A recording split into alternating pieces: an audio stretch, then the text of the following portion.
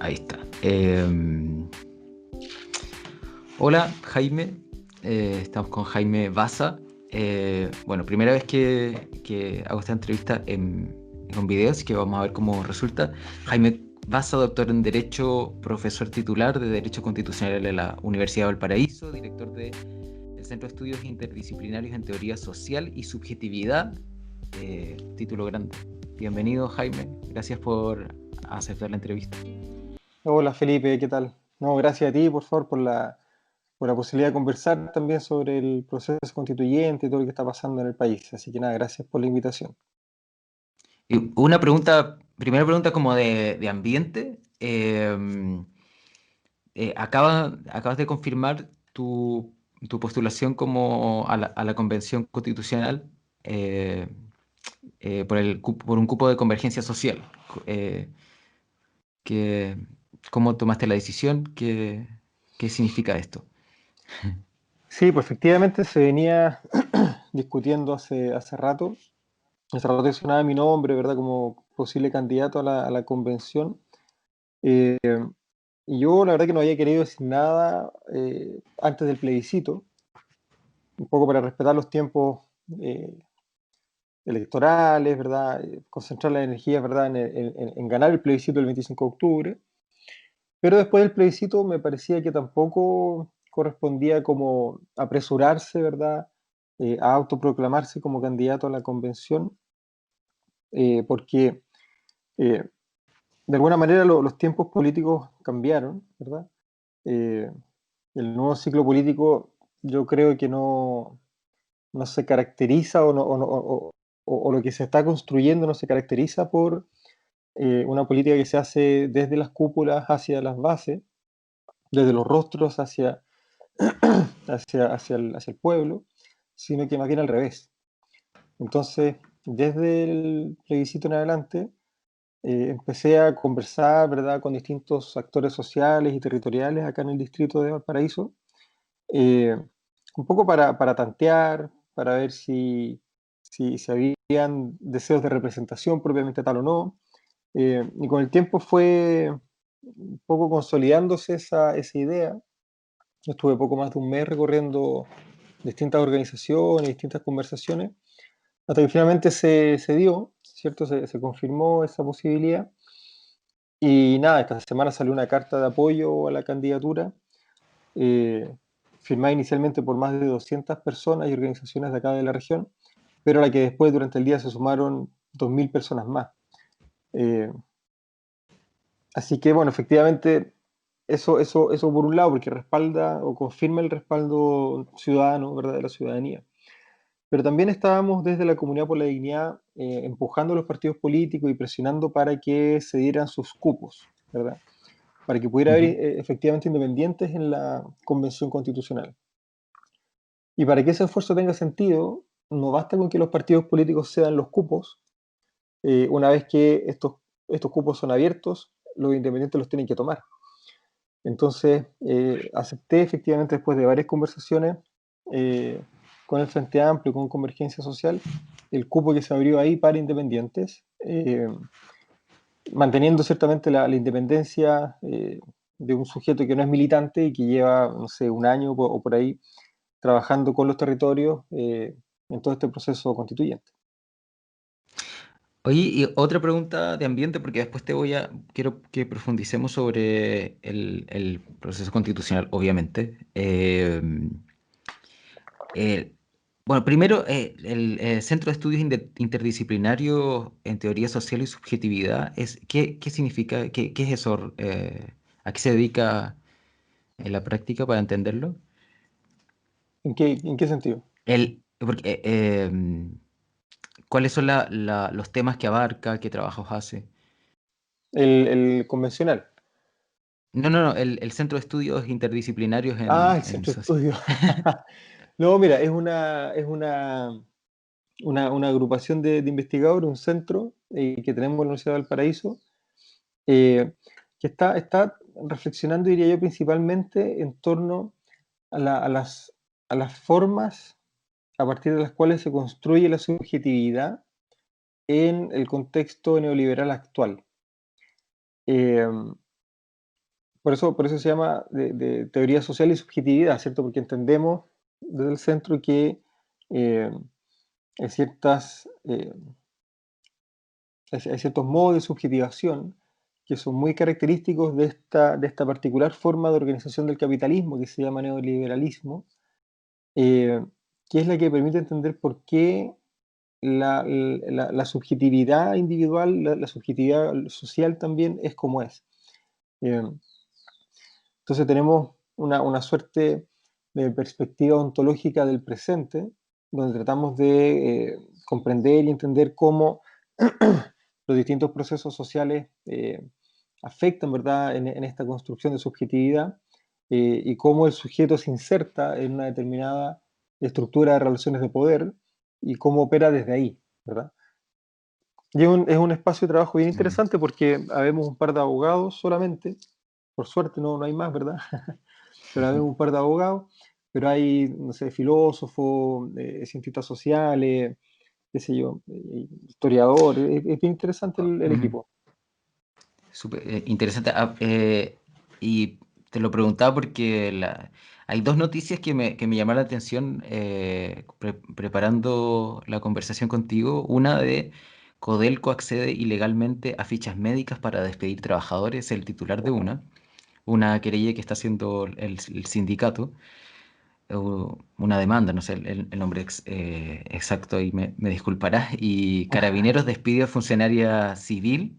Su hijo perdió un ojo por disparo de perdigones en la manifestación. Ella es funcionaria de Carabineros y fue despedida por incapacidad laboral por este trastorno mental, digamos, que le ha traído como esta situación de estrés. Y su marido era carabinero, Chuta, además. Eh, te, chuta. te- te pongo estos temas porque estamos a un año de haber ocurrido el estallido y claramente no, es un hito, pero son situaciones que venimos viviendo hace rato. Mm, Y solo ayer tenemos este dos tipos de noticias de una gravedad mayúscula. Eh, claro. en qué estado anímico te toma todo este ambiente, toda esta realidad?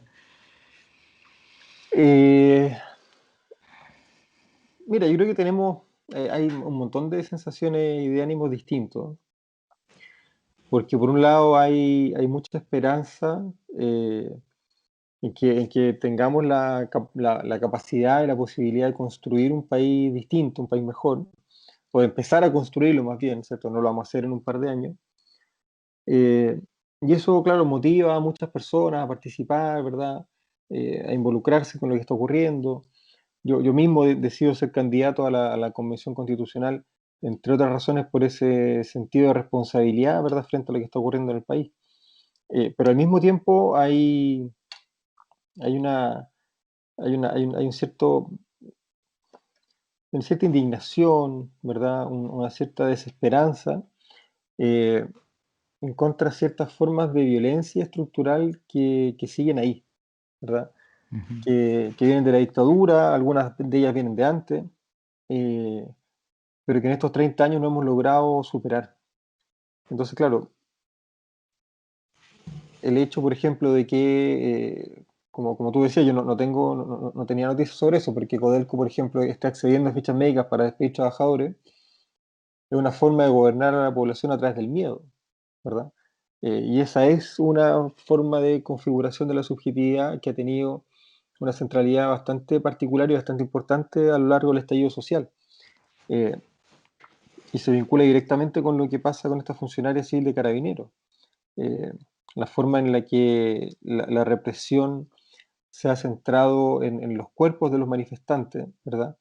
Eh, eh, Pensando en los balines, ¿verdad? Pensando en los químicos que están utilizando el carro lanzagua, da cuenta también de que hay una represión que no solamente se dirige contra aquellas personas que levantamos discursos alternativos, contestatarios o lo que sea, sino también contra la posibilidad de que esas personas se junten, ¿verdad? Se agrupen, se reúnan y logren de alguna manera construir fuerza a partir de ese agrupamiento.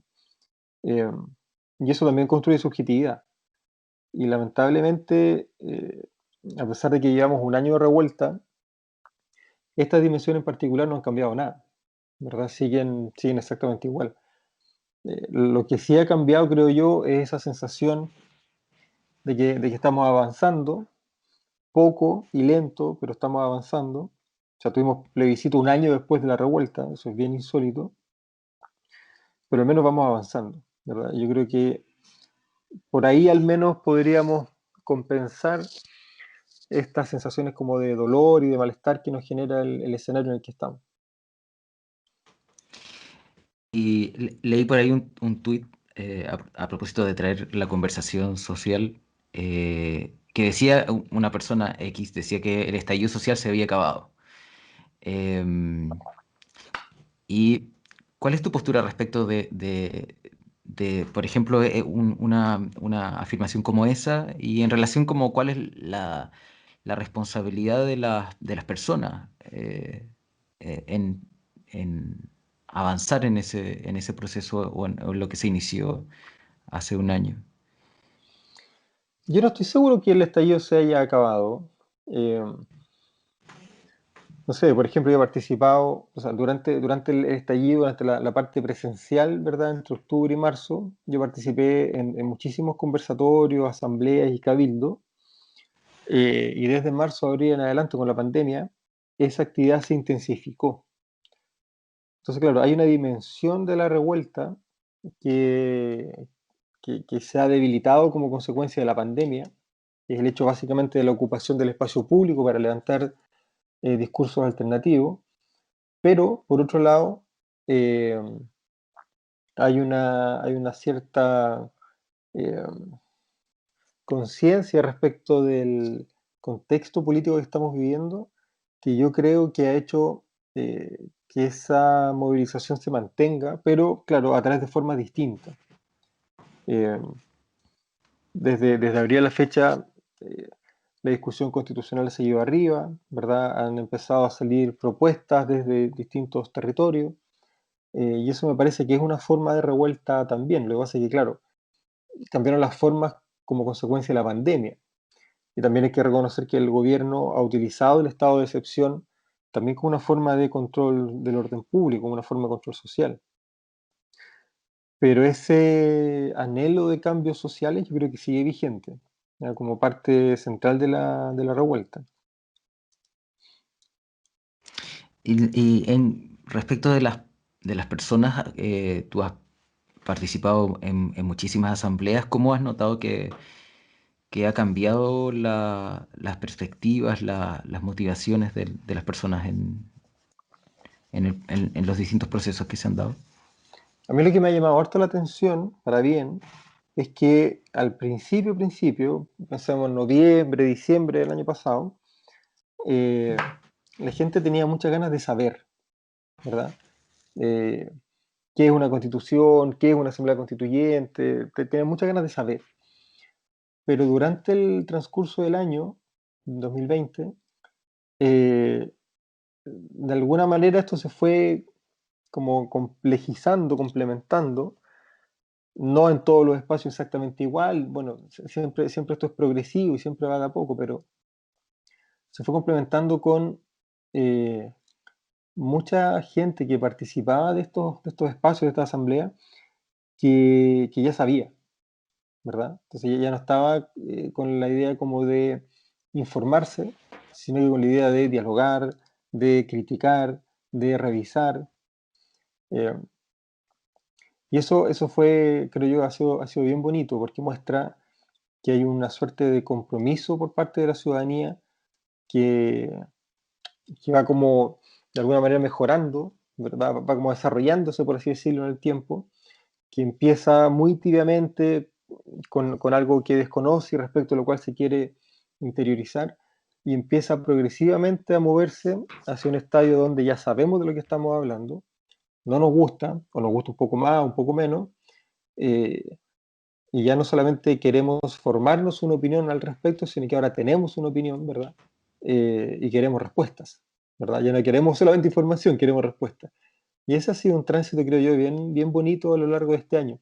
Por eso te decía en la pregunta anterior que yo no creo que la revuelta haya terminado. Lo que pasa es que están cambiando, a lo largo del 2020 han cambiado muy radicalmente las formas de la revuelta. Pero yo creo que ese espíritu, podríamos decir, destituyente, que está complementado ahora en un contexto constituyente, sigue vigente. Yo creo que esa dimensión de la revuelta todavía está en pie. En la carta que se difundió para apoyar tu candidatura, se decía, en ese camino que hemos recorrido, Jaime Baza ha estado con nosotras y nosotros desde el principio, desde los primeros días, ha caminado con nosotras y nosotros en esta ruta de esperanza y transformación. ¿Desde cuándo estás tú haciendo bregando por esta idea constituyente? Yo diría que más o menos desde el 2011, más o menos. Muchísimo. Porque, claro, las primeras, en el contexto de la revuelta estudiantil del 2011, empezaron a surgir las primeras voces un poco más masivas en torno a la necesidad de cambios estructurales. Y me acuerdo que junto con la idea de la educación pública gratuita y de calidad, ese movimiento levantó dos cuestiones que eran fundamentales para hacer eso realidad: la nacionalización del cobre y la Asamblea Constituyente. Eh, y yo en esa época estaba recién llegado a la Universidad de Valparaíso, llegué el año anterior, a mediados de año, el 2010, eh, y me tocó vivir, participar, experimentar muy directamente, muy de primera fuente, ese movimiento estudiantil, ¿verdad? Y trabajé mucho, mucho ese año eh, con los estudiantes, sobre todo de mi escuela, de mi universidad. Eh, y claro, la demanda por la nueva constitución es muy vieja, ¿cierto? Viene de mucho antes. Ya Frei Montal del año 80, ¿verdad? Pedía asamblea constituyente, el grupo Los 24, antes de la constitución del 80, en fin. Pero yo me empiezo a involucrar activamente en el 2011 y ya con mucho más protagonismo, quizás con un activismo mucho más fuerte, con la campaña Marca tu voto del año 2013, que llamamos a marcar el voto en la elección presidencial con la sigla AC, de Asamblea Constituyente. Y de ahí en adelante la verdad es que no he parado. Con un poco más o menos de intensidad, estoy en eso desde esa época. Y en este último ciclo, eh, claro, yo salí a hablar en contra de los estados de excepción constitucional, del estado de excepción constitucional de octubre del 2019, mientras el estado estaba todavía vigente. O sea, durante la excepción salí muy duramente a criticar la forma como el Estado estaba desplegando lo que a mi juicio era una violencia de facto. Eh, y el fin de semana siguiente a ese ya empecé a hablar de un proceso constituyente en tres fases. Hay una publicación por ahí, una revista que recogió esa, esa charla que di en Santiago. Un proceso constituyente en tres fases: movilización, plebiscito y asamblea constituyente. Y estamos más o menos en ese camino, más o menos. Y Am, ¿qué crees que cambió en el país para que se dieran las condiciones para esto, para que ocurriera esto? Es difícil saberlo, porque, porque racionalmente hace mucho rato que hay buenas razones para cambiar la constitución, ¿ya? Ujú. Desde el 88, por lo menos. O sea, desde el plebiscito del 5 de octubre del 88 que hay buenas razones para tener otra constitución. Pero como la subjetividad no es pura racionalidad, es también mucha emoción, mucha experiencia, por distintas razones esa razón fue postergada. Fue postergada por las consecuencias de la dictadura, fue postergada porque cierta élite se acomodó en en la bonanza, ¿verdad?, neoliberal, sobre todo en la década del 90. Fue postergada porque fuimos gobernados también las personas comunes y corrientes a través de la deuda, a través del miedo. Pero efectivamente algo pasó esa semana de 2019, de octubre, eh, que termina con el viernes 18, pero que empieza, ¿verdad?, algunos días antes, Ujú. eh, que todas y todos empezamos a vernos afectados de alguna manera por lo que estaba ocurriendo, por esta displicencia por parte de la élite, este ninguneo estructural, ¿verdad? Pero que se estaba haciendo ya muy visible, muy patente, con afirmaciones muy ofensivas, creo yo, muy burlonas por parte de ministros de Estado. eh, y los estudiantes secundarios, las estudiantes secundarias en realidad, plantando cara de alguna manera en nombre de todas nosotras, de todos nosotros. Y yo creo que eso generó un, un clic, ¿verdad? Eso hizo un clic importante porque finalmente nos dimos cuenta de que estábamos todos igual, ¿cierto? Un poco más, un poco menos. Estamos todos en una situación de malestar social transversal, en una situación de abuso de poder más o menos transversal, eh, que se explica también por las herencias de la dictadura, por los temores estructurales de una Ujú. sociedad traumada, ¿verdad? Y algo pasó efectivamente esa semana que las cosas eh, se abrieron, ¿verdad? Como que se despejó el horizonte y la gente como que empezó a pensar, bueno, efectivamente podemos vivir de otra manera, vivamos de otra manera, ¿qué tenemos que hacer para vivir de otra manera? Y esa fue una experiencia, yo creo, bien, bien interesante, bien bonita. Oye, y en algún lugar te escuché hablar de ellos, como los que quieren cooptar el proceso político, digamos, en ese sentido, o te refieres mucho como a los otros y a nosotros, como en la forma de nombrar y hablar del proceso. Mm, ¿Quiénes son ellos? Porque, y te lo pregunto también a sí, propósito de que alguien podría decir tú eres profesor de universidad, tienes una vida tienes un largo currículum y en cierta forma alguien podría considerarte parte de la elite. Entonces, también por eso te hago la pregunta, como para sí, hacerse cargo de toda esa...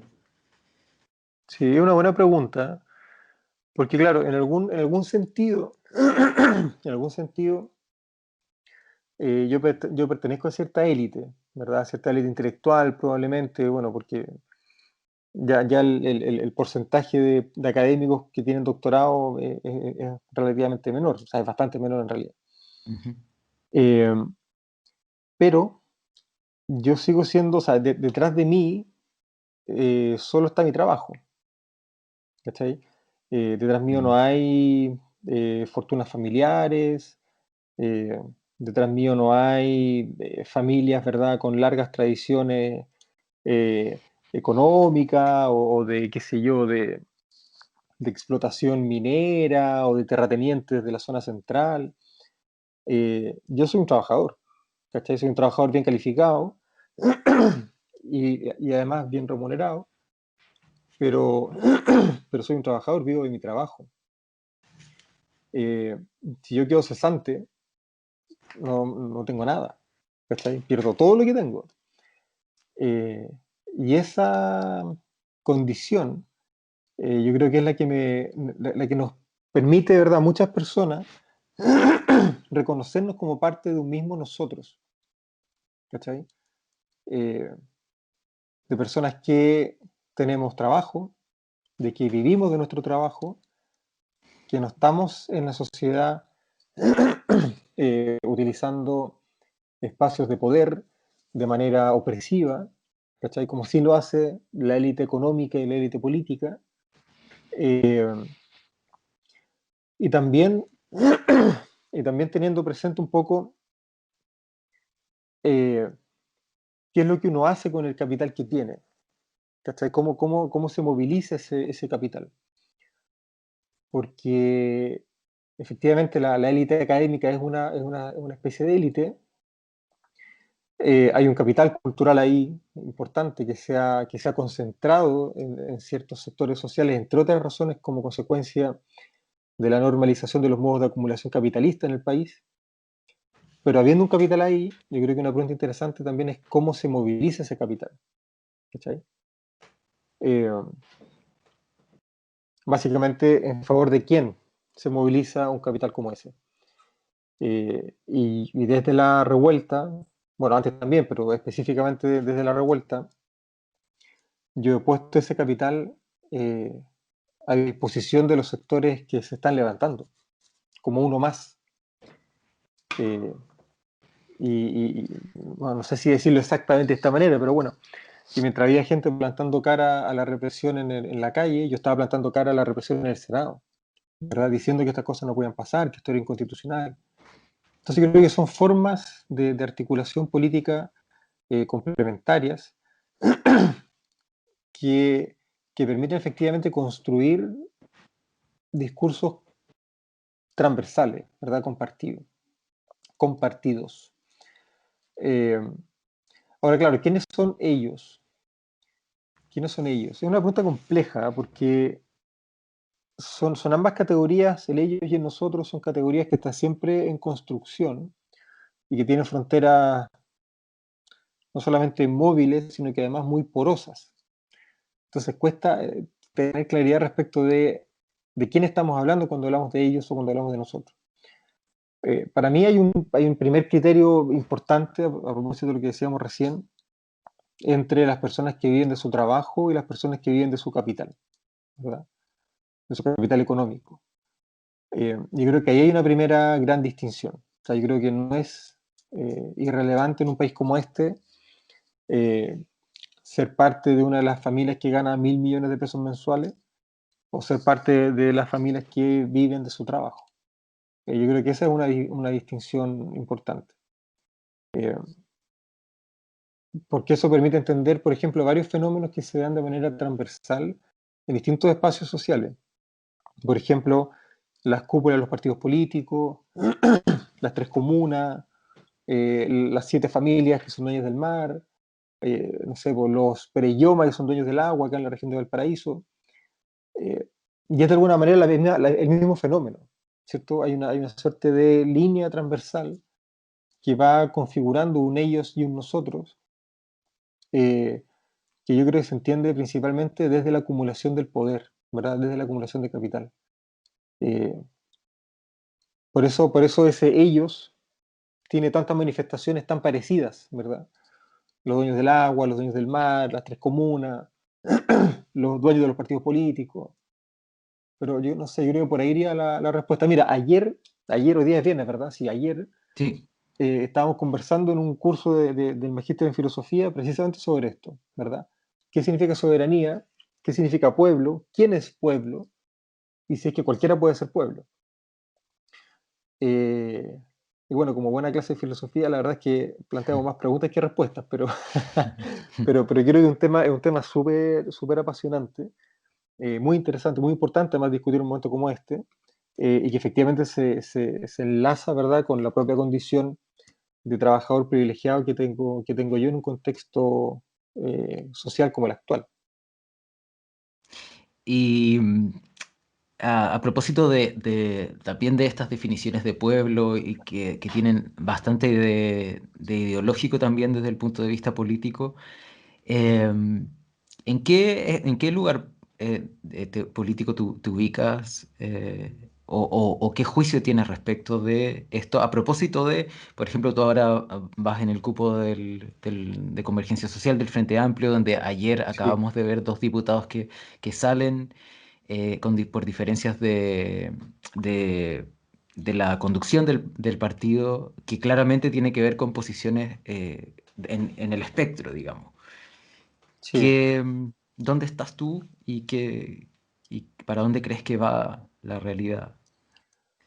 ¿Dónde estoy yo? Mira, eh, yo soy de izquierda, no quisiera profundizar en cuál de todas las izquierdas estoy, ¿verdad? Porque claro, según a quién le preguntemos, yo soy muy de allá, o muy de acá, muy rosado, muy amarillo, muy rojo, bueno.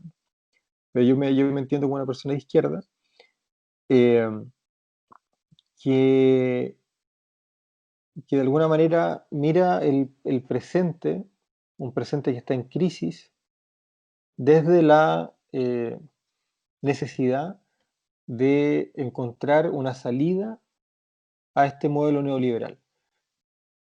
Soy consciente de que el neoliberalismo no se va a acabar de un día para otro, pero también soy consciente de que el neoliberalismo está generando en Chile mucho dolor mucho abuso, mucha desesperanza. Eh, entonces, claro, me siento, o sea, acepté ese cupo en el Frente Amplio porque de alguna manera comparto esa agenda de transformación de un modelo neoliberal como este, que se compromete con cambios estructurales, ¿verdad? No solamente con cambios cosméticos, que a veces también son necesarios, sino que con cambios estructurales. Y claro, en ese escenario, eh, la forma de conseguir esos cambios estructurales enfrenta distintas estrategias. Y lo que ha terminado pasando con la centroizquierda en general es que o hay diferencias estratégicas importantes o derechamente no estamos de acuerdo en el tipo de cambios estructurales que el país necesita. Yo no soy militante del Frente Amplio, entonces no conozco la interna de Revolución Democrática, no sé lo que pudo haber pasado ahí. Me puedo hacer una idea, por cierto, pero no sé lo que pudo haber pasado.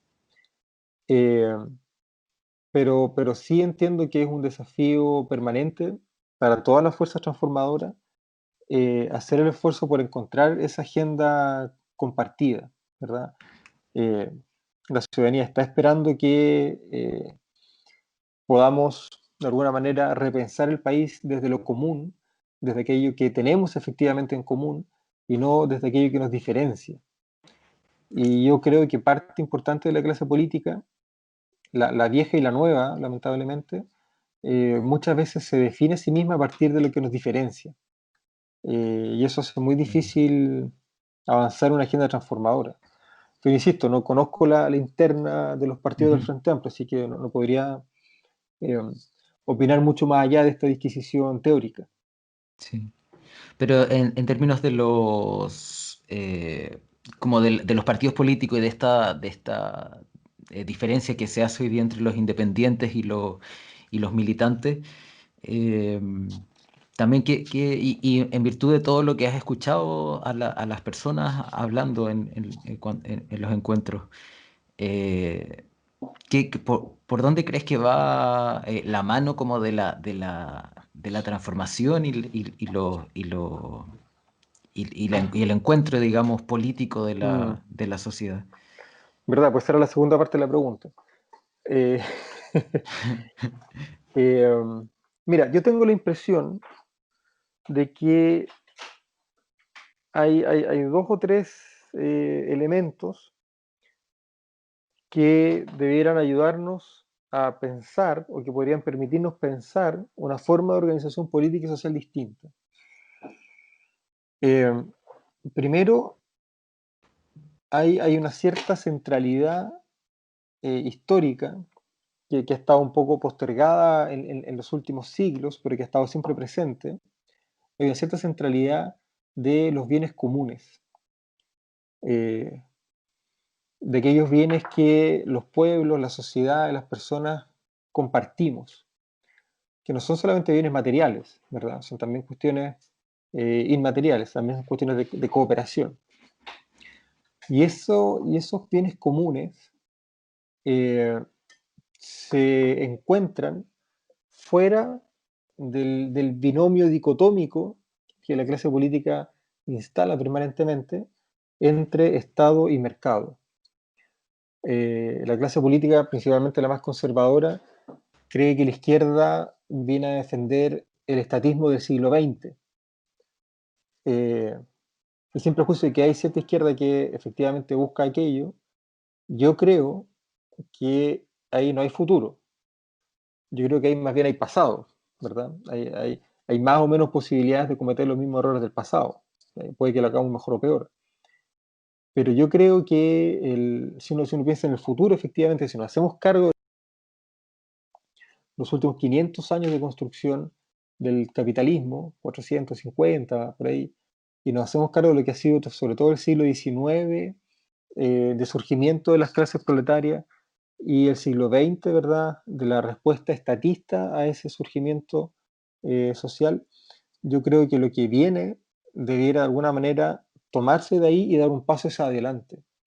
Eh, Repensar, revisar muy críticamente y eventualmente romper ese binomio Estado-mercado e incorporar este elemento común, eh, que ha estado siempre presente, ¿cierto? Ha estado siempre presente.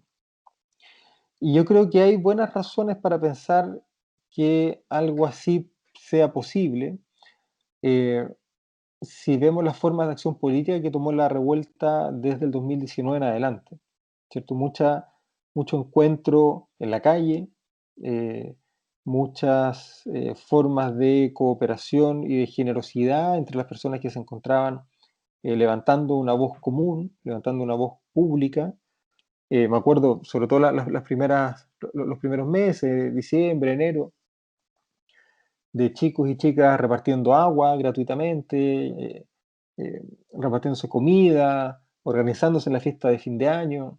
Entonces yo creo que hay algo ahí que debiera permitirnos pensar la política no fuera del binomio izquierda-derecha, sino que fuera del binomio Estado-mercado. Y eso yo lo proyecto, trato de pensarlo para tratar de darle sentido y de darle forma también a estas ideas, tratar de implementarlas.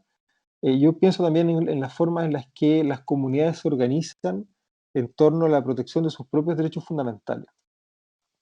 Las cooperativas de ahorro y crédito, las cooperativas para seguridad social, eh, el tipo de trabajo comunitario que hay en torno a la salud pública, la salud comunitaria preventiva. Eh, yo creo que hay espacios sociales, especialmente ahora, que nuestra subjetividad, nuestro modo de configuración de la subjetividad ha empezado a cambiar después de la revuelta, para pensar un horizonte de transformación fuera de la lógica Estado-mercado, fuera de la lógica de la acumulación del poder, porque yo creo que finalmente tanto Estado como mercado son funcionales a la acumulación del poder, y materializar eso en el fortalecimiento de los gobiernos locales y en el fortalecimiento de la apropiación de lo común por parte de las propias comunidades. Yo creo que por ahí pueden ir algunas líneas, estas no son evidentemente ideas mías, ¿verdad? Estas son cuestiones que andan circulando también en distintos autores. Algo del municipalismo hay, por ejemplo, en la experiencia reciente, qué sé yo, en Roma, en Córdoba, en Barcelona, en Madrid. Yo creo que por ahí va, de alguna manera, el horizonte de transformación. Más allá de que lo podamos conseguir o no, pero yo creo que por ahí va, por ahí debería ir, al menos, este futuro de transformación social. Y a propósito de otros temas de transformación, el- la relación entre hombres y mujeres y la paridad que se dio a- eh, o sea, hablarlo a propósito de la paridad primero, que se logró en la convención. Em, y más allá del efecto reparatorio que es obvio, porque era necesaria la paridad, o quizás no es tan obvio, tú me podrás comentar, pero ¿qué se podría esperar respecto de los efectos de la paridad? Mira, si lo que hay detrás de la paridad, que de alguna manera es lo mismo que hay detrás de los escaños reservados para los pueblos originarios o para las personas con discapacidad, eh, es la distribución del poder. Porque las personas participamos de una serie de relaciones sociales que están atravesadas por el ejercicio del poder político. Y cuando esas relaciones sociales y cuando ese poder político que se ejerce en esas relaciones se proyecta sobre el aparato estatal, sobre el aparato institucional, sobre todo en clave de representación, eh, termina siendo el aparato entero el que consolida las estructuras de relaciones de poder de las cuales esas personas participan. Entonces, claro, cuando hay que legislar una ley de aborto, el aparato institucional que toma la decisión en representación del pueblo reproduce las estructuras de poder que le dan forma a la sociedad. Y lo que termina pasando es que un Congreso mayoritariamente compuesto por hombres termina regulando una muy pésima, una muy mala, muy pésima, no, una muy mala, una muy mala despenalización del aborto, ¿cierto? Una muy mala ley de interrupción voluntaria del embarazo. Eh, pero claro, cuando en cambio los órganos de representación son efectivamente representativos de lo que es la realidad social, los sujetos que forman parte de estos órganos van a poder tomar decisiones que incidan en las estructuras de poder social con la intención no de reproducir las relaciones de dominación, sino que de cambiarlas. Y por eso es tan importante, por ejemplo, en materia de género, pero también de pueblos originarios, que los pueblos de Chile seamos capaces de reconocernos mutuamente como iguales, ¿verdad? Y sentarnos a la mesa a conversar como sujetos soberanos, en condiciones de igualdad. No con la población mestiza, ¿verdad? Mirando hacia abajo, por así decirlo, a los pueblos originarios. Nosotros, el pueblo soberano, los reconocemos a ustedes, pobres comunidades. No, somos pueblos, estamos en condiciones de igualdad. El derecho internacional nos reconoce el derecho a la autodeterminación. Incorporemos eso en la Constitución, que la Constitución reconozca que Chile es un Estado plurinacional, porque eso es lo que somos, y sentémonos a conversar en condiciones de igualdad. Lo mismo hombres y mujeres. Sentémonos a conversar en condiciones de igualdad. Eh, ¿Qué es lo que hoy día la representación normal no permite, ¿cierto?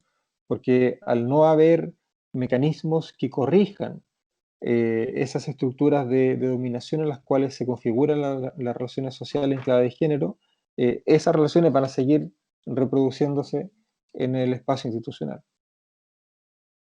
Y- y, hablaste creo que de cuerpos sacrificados en algún momento, en alguna de las preguntas, o esa era más o menos la intención.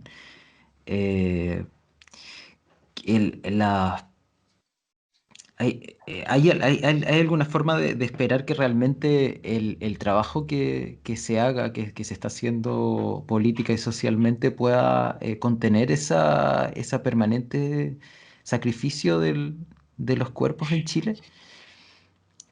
En relación justo a lo que Mm, decías recién, de que siempre hay una reproducción del poder, de la dominación, o también lo sí, denominan otros. es una buena pregunta, no estoy seguro. No estoy seguro. Yo me atrevería a decir que en la medida de que el ejercicio del poder efectivamente vaya bajando y el proceso institucional de toma de decisiones se vaya acercando efectivamente a las comunidades donde esas decisiones generan efectos, yo diría que es menos probable que las relaciones de dominación se sigan reproduciendo. Pero claro, no hay forma de saber eso. Yo creo que una de las ventajas, o sea, uno de las virtudes o uno de los efectos que podría generar el proceso constituyente es precisamente abrir esas condiciones eh, para democratizar la forma en la que los sujetos se relacionan en distintos espacios, en el trabajo, en la casa, en la calle, incluso en relación con la policía. Eh, pero claro, como el proceso constituyente no es algo que termine con la redacción de la Constitución, sino que es algo permanente en lo que suponen las prácticas sociales de construcción de ciudadanía, eh, yo creo que va a depender mucho de cómo la revuelta logre mantenerse vigente, pero adaptándose, ¿verdad?, a los contextos políticos y sociales que van a venir. Eh, claro, hay formas de movilización social que van a tener que acompañar el proceso constituyente, probablemente no las mismas de noviembre del 2019. Y de la misma forma, una vez que la nueva constitución esté vigente, su aplicación va a depender, creo yo, de gran manera de la forma en que las organizaciones sociales y las comunidades locales se organicen para mantener esa definición constitucional eh, andando, ¿verdad? O sea, pues no basta con redactar la constitución, después hay que aplicarla. Entonces, si la constitución viene en definiciones interesantes en materias tales como de redistribución del poder en clave territorial, eso después hay que llevarlo a la práctica y hay que redistribuir el poder territorialmente. No sé si me explico suficientemente con esta respuesta. Sí, en el fondo tienen que generarse condiciones, las condiciones de más representatividad podrían garantizar eh, y de distribución del poder. Claro, porque son condiciones permanentes, ¿verdad? Son Ujú. condiciones permanentes. El proceso de cambio social va mucho más allá del proceso de redacción de una constitución, ¿verdad? Eh, Y, Y eso Y, depende de nosotras, depende de las personas comunes y corrientes. Ya, yo creo que eso tiene que ser permanente. y tú ya, así como te aventuraste a nombrar estos tres estadios o tres etapas del proceso de movilización, como plebiscito y asamblea, dijiste que para después ya ¿tienes alguna predicción? Eh, Mira, yo creo que depende mucho, o sea, es muy evidente lo que voy a decir, pero no es que le quiera sacar el cuerpo a la pregunta, pero depende mucho de las elecciones del 11 de abril, porque las condiciones de participación ciudadana, constituyente, ya sabemos que no son las mejores. Eh, hay muchos problemas con, hay muchos problemas con el acuerdo del año pasado, la ley 21.200, el quórum famoso. El quórum puede ser un súper problema como puede ser irrelevante. Eso va a depender mucho de qué es lo que ocurra de aquí a abril, y va a depender mucho además de cómo se movilice la ciudadanía para acompañar el proceso constituyente. Un paréntesis, la convención no es paritaria gracias al acuerdo, no es paritaria gracias a la ley 21.200. La convención es paritaria gracias a la movilización social que hubo en esos meses. Y eso debería ser un aprendizaje para la sociedad. Si eso logramos materializarlo, probablemente el proceso constituyente va a lograr destrabar de manera definitiva eh, aquellos factores que por distintas razones impiden que las instituciones representen efectivamente la voluntad popular. Eh, y no solamente para la redacción de la nueva constitución, sino que también para la redacción de las leyes que hay que aprobar después. Eh, pero es muy difícil saber si eso va a ocurrir o no.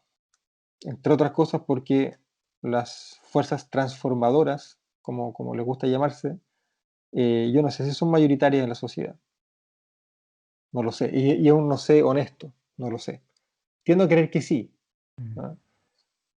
O sea, la última gran marcha que tuvimos en el país antes de la pandemia fue la del domingo 8 de marzo. Y fue una marcha eh, realmente impresionante. Eh, Millones de mujeres en las calles levantando una misma voz. Si eso se mantiene, si eso es efectivo y es transversal, eh, probablemente las condiciones para que esos cambios estructurales sean permanentes van a mejorar, ¿verdad? Eh, pero claro, eh, aquí se mezcla lo que uno cree con lo que uno quiere, ¿verdad? Entonces es Ujú, difícil ujú, contestar realmente con certeza. Eh, claro. yo tengo la impresión de que es muy difícil, incluso con los quórum y todo en contra, que en la nueva constitución se contemplen instituciones antidemocráticas. Probablemente no va a ser la mejor constitución del mundo, porque las condiciones actuales no son las mejores, son las mejores que hemos tenido, pero no son las mejores tampoco. Pero sin prejuicio de eso, precisamente gracias al quórum, es muy difícil que 2/3 aprueben instituciones contramayoritarias. Es muy difícil. Y una constitución sin instituciones antidemocráticas puede generar condiciones de emancipación permanentes. Eh, pero claro, también puede que no. Yo creo que depende mucho de cómo el pueblo se articule en los próximos 2 o 3 años para poder saber qué es lo que va a pasar. Eh, a propósito de lo que acabas de mencionar como de las falencias, tú declaraste en una asamblea de ciudadanos constituyentes que dijiste si se tiene que caer el proceso constituyente para exigir reparación a las víctimas de derechos humanos Sí, durante este gobierno, que se caiga. Y dijiste eso y además has sido crítico, como lo has reiterado ahora, respecto del proceso. Si puedes profundizar sobre eso, en el, en el, sí, en el sentido de dejar registro de, de esta realidad. sí, mira. eh, a ver, vamos por partes. El día del acuerdo, ¿cierto? El 15 de noviembre, yo saqué dos declaraciones en Twitter, ¿verdad? Dos hilos de Twitter. Me parecen tan informales los hilos de Twitter, pero me he dado cuenta con el tiempo que son fuente de información súper importante. Pero Sí. mira, en dos hilos de Twitter saqué comentarios a favor y en contra del acuerdo. Al día siguiente. Y dentro de las cuestiones que identifiqué que faltaban, dije, pucha, esto no puede ser sin mujeres, sin pueblo originario y sin independiente. Lo dije el primer día. Y ese mismo primer día, o sea, el 15 o el 16, no sé, ahí está el tweet para revisar la fecha. Dije que había problemas de participación ciudadana importantes, ¿verdad? Y que esto eh, tenía que de alguna manera mejorarse. Eh, y fui particularmente duro con la ley 21.200.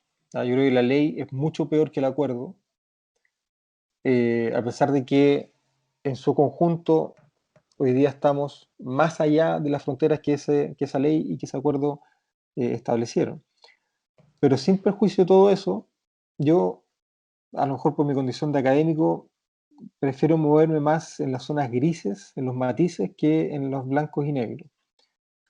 Y eso porque, a pesar de las dificultades que tiene el proceso, hemos logrado avanzar igual.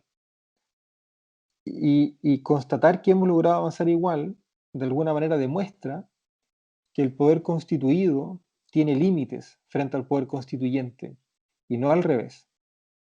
No es el poder constituyente el que reconoce límites en el poder constituido, es el poder constituido el que se reconoce límites frente al poder constituyente. Y cuando el poder constituyente se ha organizado, hemos rebasado los límites del poder constituido y logramos que la convención constitucional fuera paritaria. Y ahí hay una construcción de pueblo, ¿verdad? Esa forma de organizar el poder político de una sociedad, el poder popular, forma parte de los mecanismos de construcción de subjetividad a partir de las cuales el pueblo se articula como pueblo. Y podemos avanzar a pesar de las dificultades, dejando atrás los límites que supone el poder constituido. Pero no podemos avanzar dejando atrás las violaciones a los derechos humanos. ¿Cachai? Esa es una línea que no podemos volver a cruzar. La cruzamos en los 90 con mayor o menor conciencia, por, por dejación nuestra o por responsabilidad de la élite, ¿verdad? Por la justicia en la medida de lo posible, pero sea como sea, en los 90 cruzamos esa línea, en los 90 aceptamos avanzar, eh, dejando en el camino la justicia por las violaciones de derechos humanos. Y yo creo que no hay forma de construir pueblo si no nos hacemos cargo de esa forma de violencia contra la humanidad. Porque no es una violencia contra 2.000 personas que fueron desaparecidas o contra 60.000 que fueron torturadas. Es una violencia contra la humanidad. Por eso son crímenes de lesa humanidad. Es una violencia contra todas nosotras, las personas. Y por distintas razones, en los 90 avanzamos igual y eso lo dejamos en el camino. Y la demanda por justicia, verdad y reparación terminó siendo una demanda empujada por los familiares de las víctimas de las violaciones de derechos humanos y no por la sociedad en su conjunto. Y eso no puede volver a pasar.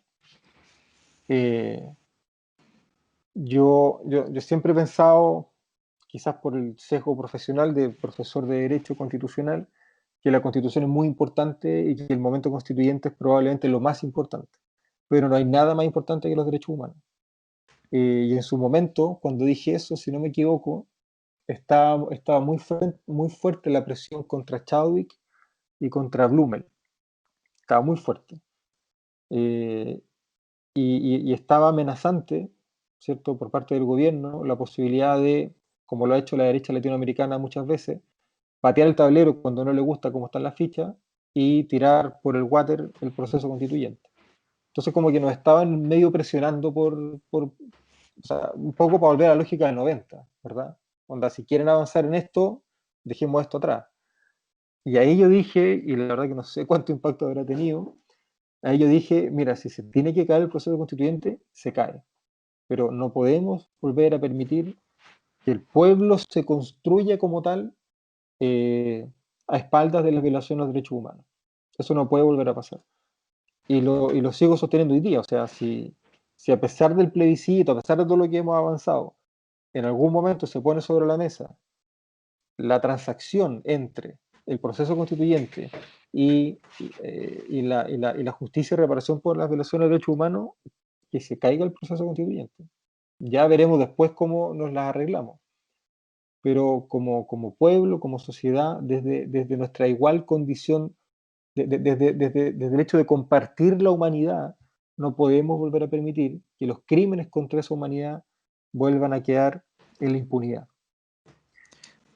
No sé Mm. cómo estarán avanzando esas agendas. Yo sé que los juicios penales y en tribunales internacionales son lentos. Sé que hay denuncias, hay querellas a nivel nacional, pero también a nivel internacional han habido acusaciones inconstitucionales. Chadwick fue acusado constitucionalmente por violación a los derechos humanos, eh, pero sea como sea, son procesos lentos. Y lamentablemente los procesos, digamos, políticos institucionales de los cuales depende el proceso constituyente van a avanzar más rápido que los procesos de justicia, de verdad y reparación. Pero esa es una piedra en el zapato que no podemos dejar atrás, ¿verdad? No podemos olvidarnos de las personas mutiladas, de las personas violadas, de las personas que aparecieron muertas en circunstancias súper raras y que todavía no sabemos por qué esos cuerpos aparecieron calcinados en las bodegas de Santiago. Esto no puede pasar. Eh, y no, Eso no podemos volver a cometer ese error. mm, porque en el fondo, si, por ponerlo en esos términos, si cerráramos un acuerdo con, con, con muertos, como bajo la alfombra, por decirlo así, Claro, sería volver volver a acordar un cierto sacrificio de los cuerpos, de todas formas, ¿no? claro, claro, exactamente. No, exactamente. Volver a validarlo. Y tenemos que hacernos cargo de lo que significa para una sociedad convivir con violadores de los derechos humanos. Si esa cuestión es muy dura. Lo que pasa es que se volvió normal a lo largo de los últimos 40 o 47 años. Se volvió normal que conviviéramos con violadores de los derechos humanos. Eh, no sé, por ejemplo, un dato así como que no quiere la cosa. Entre el 5 de octubre del 88 y el 10 de marzo del 90, que son los últimos 18 meses de la dictadura, se fundaron como 15 universidades privadas. Y uno se pregunta, ¿dónde fueron a parar los funcionarios de la dictadura? Ahí, po, ahí.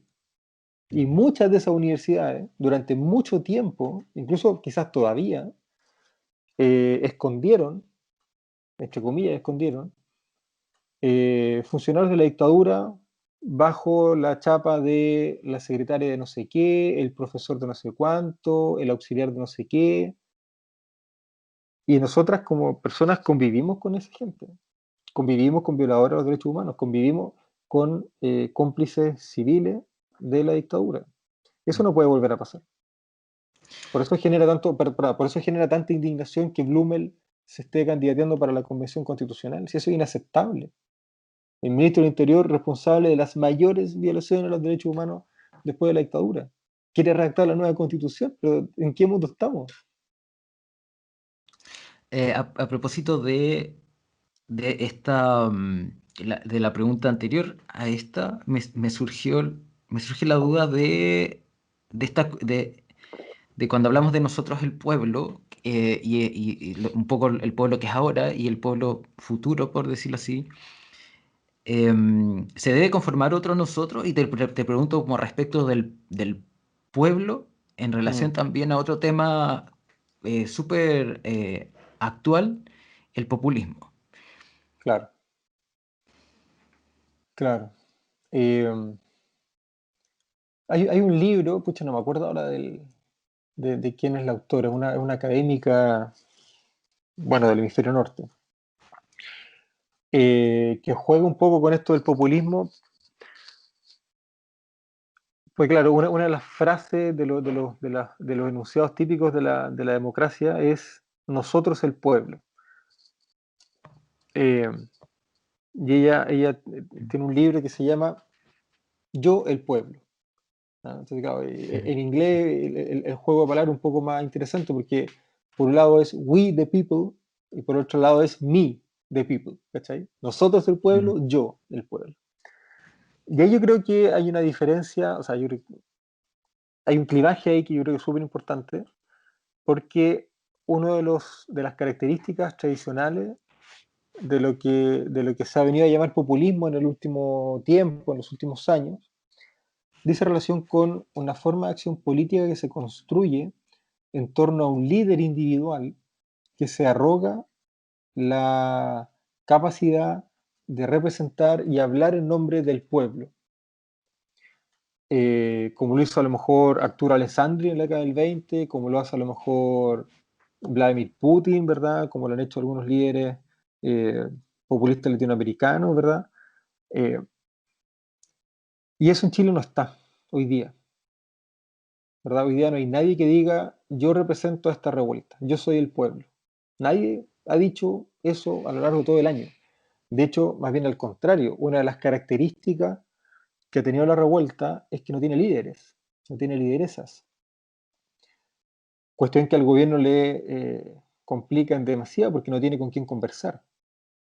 Pero ese dato yo creo que es súper interesante para ponerlo sobre la mesa y entender que no estamos en una azonada populista hoy día en el país, sino que estamos en una azonada popular, ¿cierto? Lo que está surgiendo son formas alternativas de construcción de poder popular, no de poder populista, ¿verdad? Porque todo esto que está ocurriendo no va en beneficio de ningún líder individual que se arrogue para sí la capacidad de representar al pueblo. Y tampoco estamos viendo que es una cuestión muy característica de ciertos populismos, esa combinación entre manipulación emocional y demagogia. Entre otras cosas porque esta revuelta no tiene líderes, o al revés, tiene millones de líderes, ¿ya? Según como uno lo quiera ver. Entonces, sí, yo creo que ese nosotros que está en construcción, ese nosotros que está en permanente construcción, que creo yo que se construye o cuya construcción responde a la forma en la que se han contestado los clivajes característicos de los últimos 30 o 40 años, eh, pero no es un pueblo que se construye en torno a la figura de un líder carismático. Eh, entonces, por eso te digo que yo creo que es un proceso más bien de construcción de poder popular que de surgimiento del populismo. ¿Mm? ¿No ves que exista una amenaza de que surja?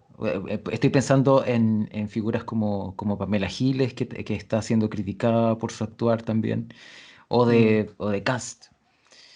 O sea, yo creo que el riesgo siempre está. ¿Ah? Así como estaba el riesgo durante el mes de noviembre de que hubiera un golpe de Estado del año pasado, yo creo que el riesgo de que emerja un líder populista siempre está presente, sobre todo en tiempos tan convulsionados y tan complejos como los que corren. Eh, pero, bueno, Kast, más que populista, es un fascista. eh, y yo creo que hay Mm. pocas posibilidades de que un fascista como ese pueda tener eh, mucho arraigo, sobre todo considerando la historia que tiene nuestro país, ¿no? Nuestra historia reciente. Es un fascista que incluso genera cierto malestar y cierta distancia en su propio sector. O sea, hay fascistas que no son tan fascistas como él. Y no estoy hablando del facho, estoy hablando de fascistas. Eh, claro, lo de Giles puede ser un poco distinto. Yo la verdad que a ella no la conozco tanto, he estado siguiendo ciertamente lo que ha hecho, ¿verdad? En el último tiempo. Yo diría que es una persona políticamente muy hábil, ¿verdad? Muy inteligente, que se ha manejado muy bien en un espacio que no es necesariamente cómodo para ella, pero no sé si, porque claro, para que un fenómeno como este surja necesitas varios factores simultáneamente, no solamente uno o dos.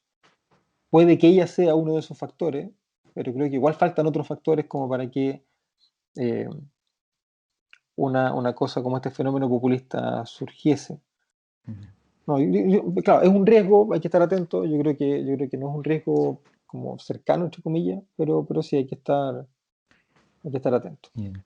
Lo último para cerrar, y desde ya agradecerte, Una pregunta al candidato, al candidato a la convención. ¿Cuál es tu propuesta? ¿Cuál es tu, tu, tu convocatoria a las personas para que voten por ti en el distrito? Mira, yo pretendo seguir haciendo durante la campaña y durante el trabajo de la constituyente lo mismo que vengo haciendo a lo largo del último año principalmente, que es ponerme a disposición de los procesos de cambio social y ponerme a disposición de la gente, del pueblo, del distrito. Eh, a mí me incomoda un poco, esto ya lo he dicho otras veces, a mí me incomoda un poco ir a conversar con gente que no conozco, a lugares en los que no he estado nunca, a pedirles el voto. Pero no es eso lo que ha estado ocurriendo, ¿verdad? Porque como llevo un año ya trabajando con los territorios y con las organizaciones en torno al estallido, voy a ir a conversar con gente con la que ya he estado antes, voy a ir a visitar lugares en los que ya he estado antes, y no les voy a ir a pedir el voto, les voy a ir a pedir que trabajemos juntos, ¿verdad? Eh, que seamos capaces de levantar de manera conjunta, de manera colaborativa, propuestas para la nueva constitución y que estas propuestas luego puedan ser llevadas a la Asamblea Constituyente, a la Convención Constitucional, eh, en caso de que yo sea elegido. Pero un poco esa es la dinámica que quiero promover, ¿verdad? Promover y proponer. No ir a pedir el voto a la antigua, sino que en realidad aprovechar la campaña para generar espacios de trabajo y proyectar ese trabajo desde lo que venimos haciendo a lo largo del último año hacia la Convención Constitucional. Listo. Muchas gracias, Jaime, por esta conversación muy interesante. En realidad son tremendos temas todos los que están cruzando. Y, y bueno, espero que podamos hablar cuando ya esté funcionando la convención y que estés ahí. Sí, Felipe, de todas maneras, muchas gracias por la invitación y sin duda estaremos en contacto, de todas maneras. Muchas gracias. Nos vemos. Vale, chao.